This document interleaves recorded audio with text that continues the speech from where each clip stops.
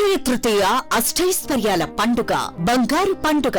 బంగారం ధర పెరుగుతోందని చింత ఎలా? సిఎంఆర్ జ్యువెలరీ ఉందిగా మన చింత.